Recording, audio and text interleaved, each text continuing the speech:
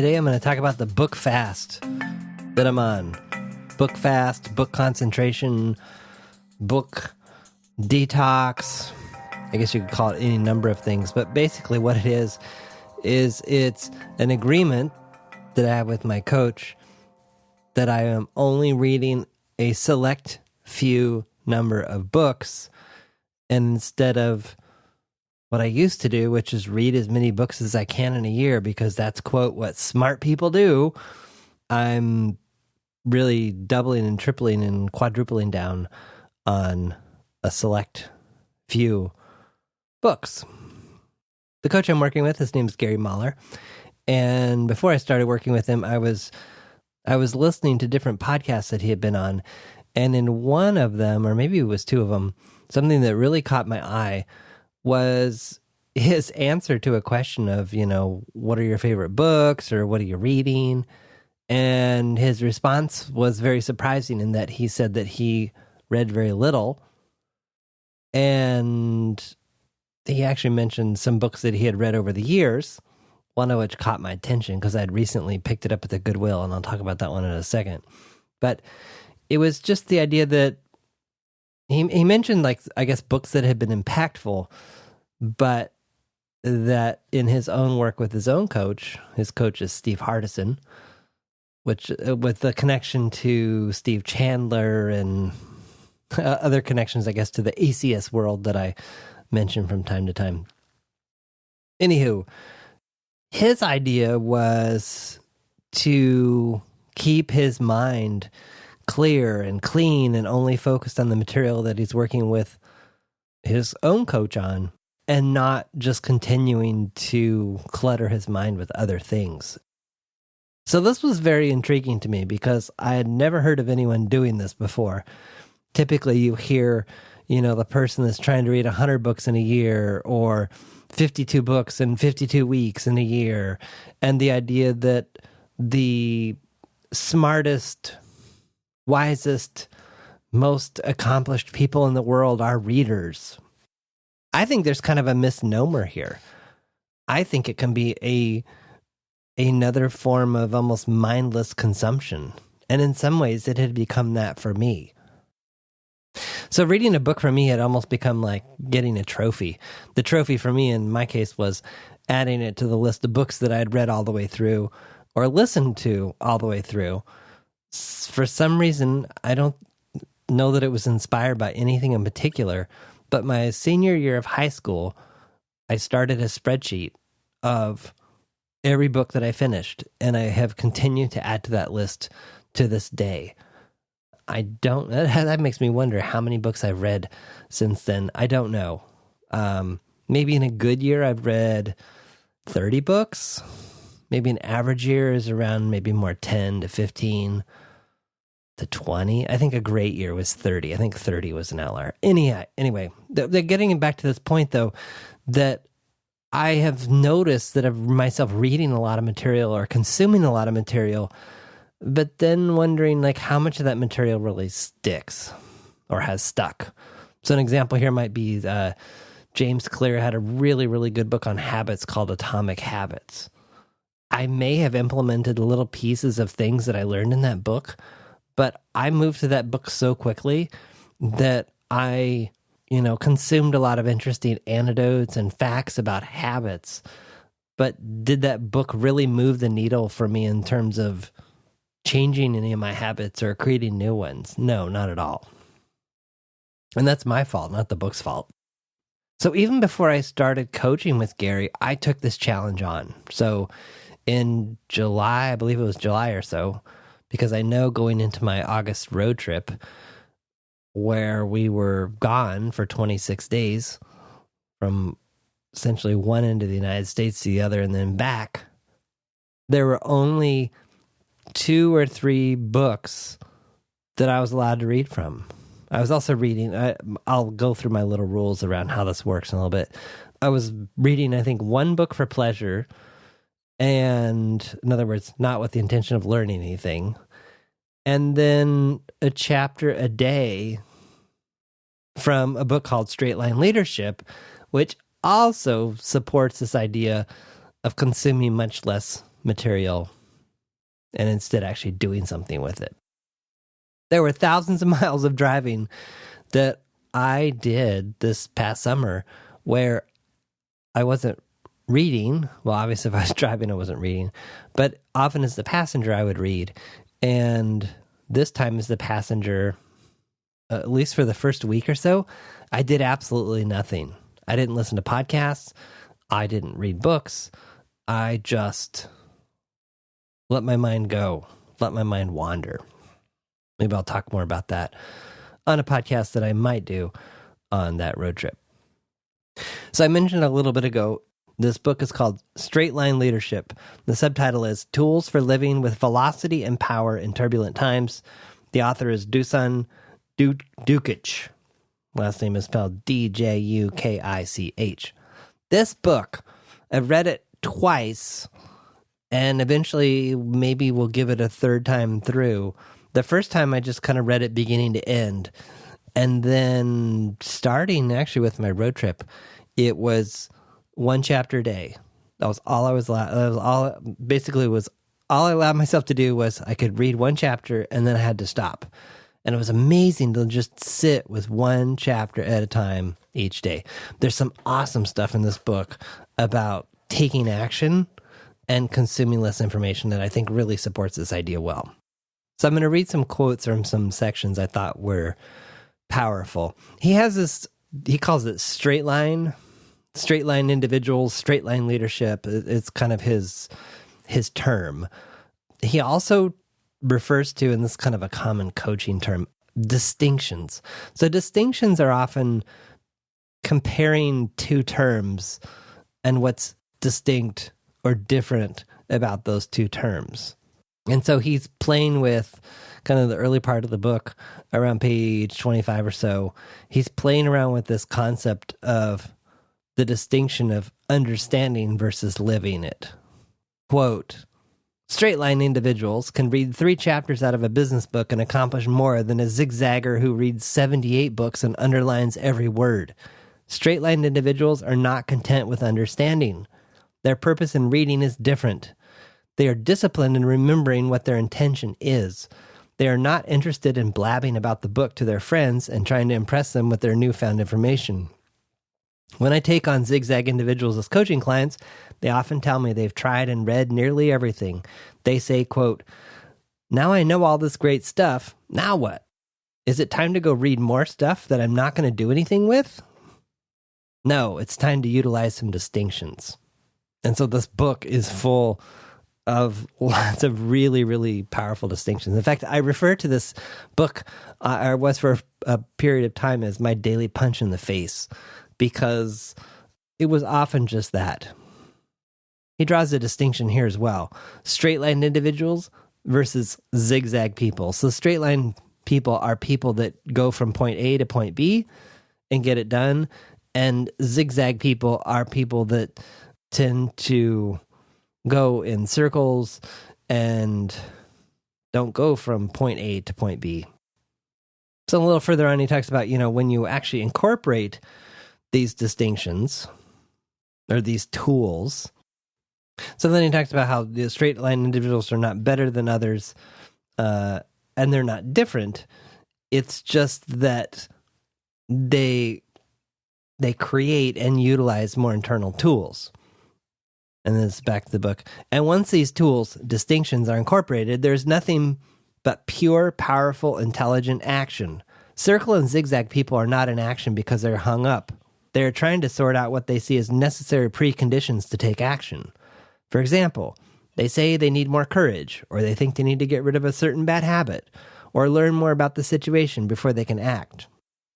And then in chapter 9, this is what really, really, really put me over the top. Chapter 9 is called What I Know versus What I Live. So that'd be another distinction.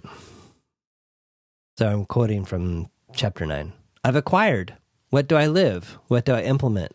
In straight line coaching, we consider intelligent people as those who implement what they know.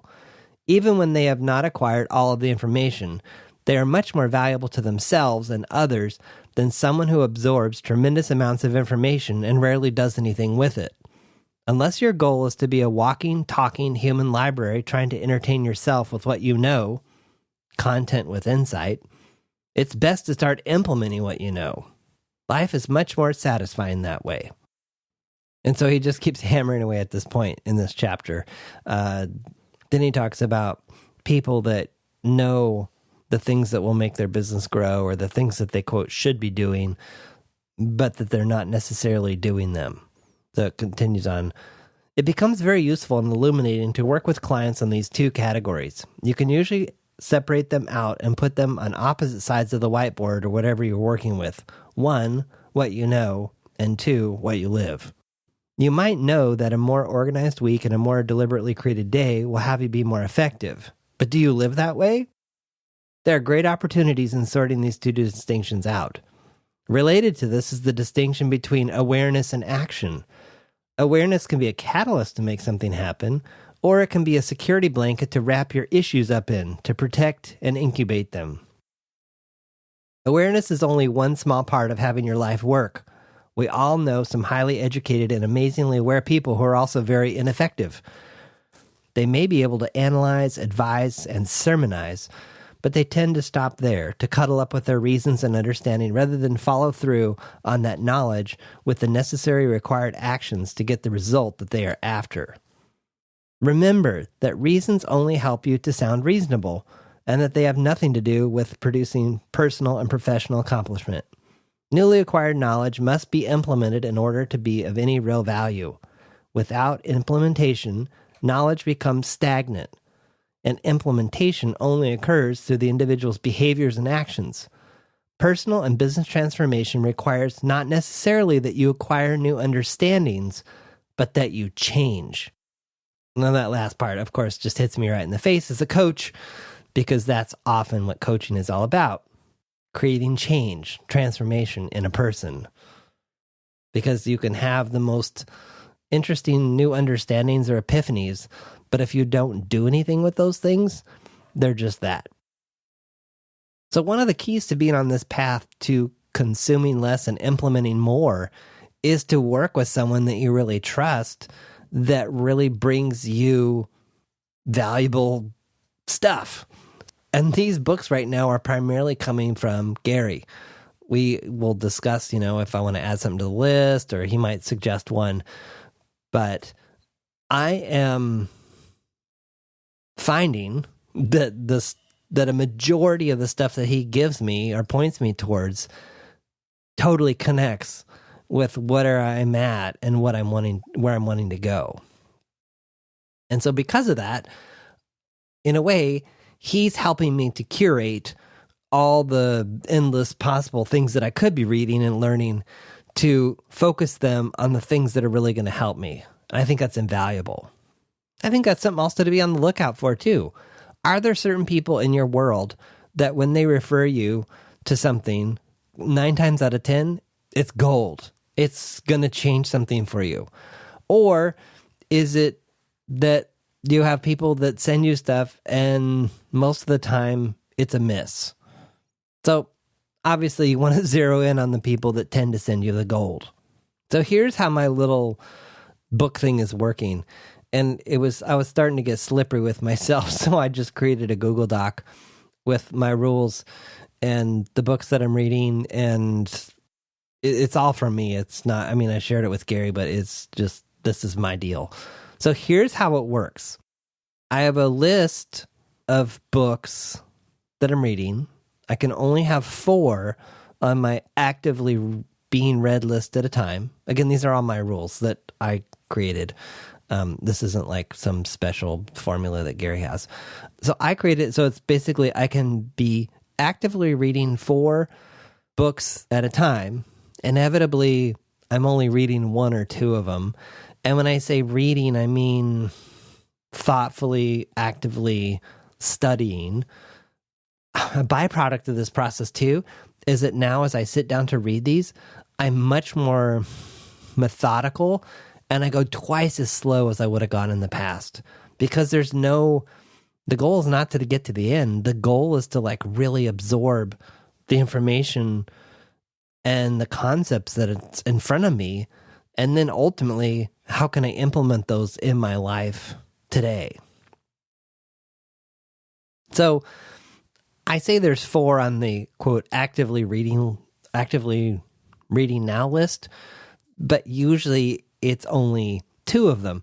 And what's really been great about this is if I want to move something on and off the list, which I can do at any time, it's conscious and it's intentional versus the previous, oh, I'm bored. Looking for the latest shiny book or title, or hey, you should read this, or reading about a book somewhere of like, oh, here's the latest book by so-and-so, you should check it out. It'll change your life. Well, I can still collect those, but what I do with those is I just add them to my list. So I have this list of books that's just getting longer and longer and longer that, I don't know, 7 or 8 or 10 months from now, I may start reading, but we'll see. So back to my rules, 4 books at a time. For the really, really good books like Straight Line Leadership, I read the book all the way through as fast or as slow as I want. And then I start back at the beginning and just read 1 chapter a day. And that's been so powerful, so powerful. As I'm reading that 1 chapter a day, it's how can I implement or put into practice what I've learned in this 1 chapter, which Straight Line Leadership, the chapters are 2 or 3 pages or 4 at the most. So they're not that long. So it's usually one concept that you can just sit with and then think about, okay, what am I going to do with this? So here are the top books that are on my list that I highly recommend. I mentioned finding the book at Goodwill. This one's called Wherever You Go, There You Are by Jon Kabat-Zinn. It's a book about meditation. It was at Goodwill. For some reason it called my name. I bought it. And then it was a trip to hear Gary talk about reading it himself over the course of a couple of years of just going through it and traveling with it. That's one. Straight Line Leadership, which I just mentioned too many times. Fantastic book. If you want to move some things forward in your life, if you implemented everything in that book, there's no way you could fail. And then, The Anatomy of Peace, Resolving the Heart of Conflict by the Arbinger Institute, however you say that. A fantastic book about where we are coming from as we approach other people. And the distinction in this book is, are we coming with a heart of peace or a heart of love or a heart at war? Obviously, if you're approaching someone from a heart of war, things probably aren't going to turn out very well. So that's been a really good one. I read that one through, making a second pass through it now. Another book, really good, More Time to Think by Nancy Kline. This book is a fantastic read on the power of listening and the power of spaciousness in a conversation. What I talk about all the time, the power and the ability of people to solve their own problems when they are simply in the presence of another person who is listening to them deeply and not necessarily saying anything. And then if you're a coach, another one I'd add to the list is Living Service by Melissa Ford. She just goes deeper and in different directions on this whole idea of service as a coach.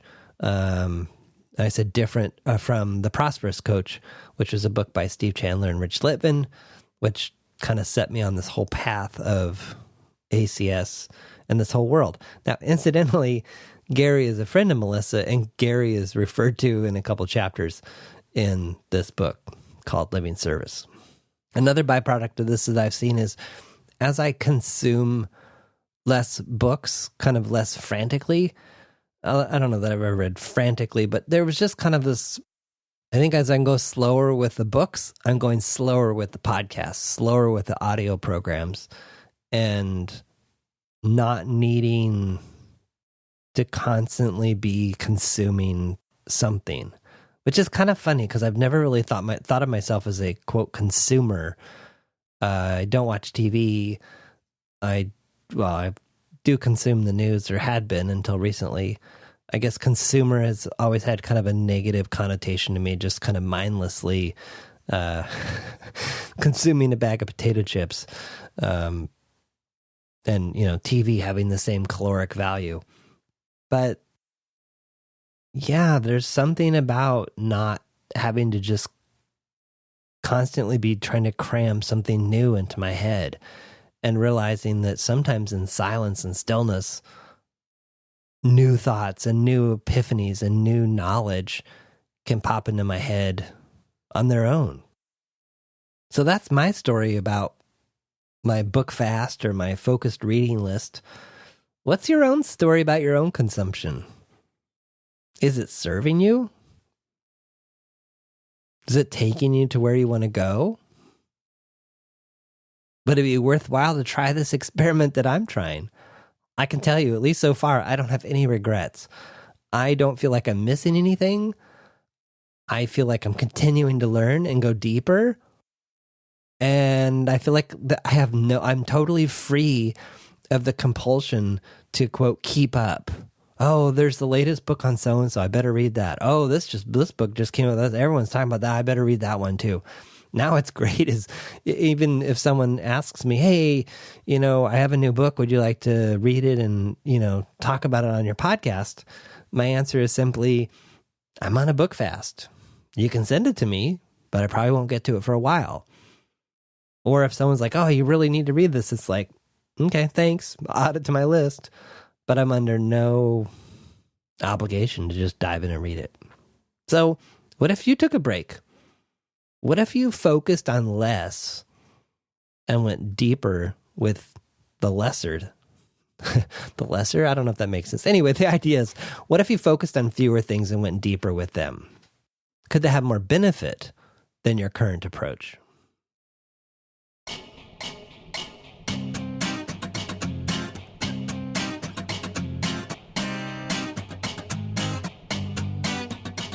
Thanks for listening to The John Poelstra Show. Notes, links, and all that other good stuff for this episode are at johnpoelstra.com/podcast. Send your questions, ideas, or a simple hello to podcast@johnpoelstra.com. Want to stay up to date on new episodes and receive notifications of upcoming events? Register your email address at johnpoelstra.com/updates.